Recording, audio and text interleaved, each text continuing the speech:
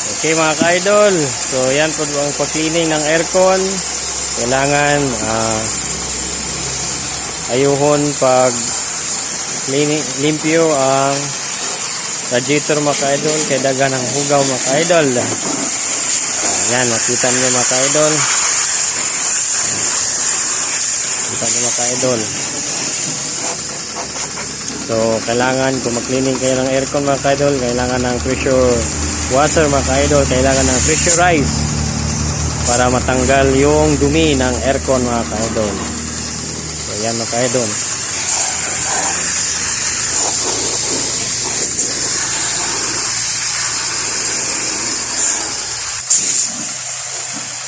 Okay, yan mga ka-idol. So ito pa is split type mga ka-idol sa outdoor. So yan po ang pag-clean niya mga ka-idol, kailangan natanggalin yung cover para malinis yung loob mga ka-idol.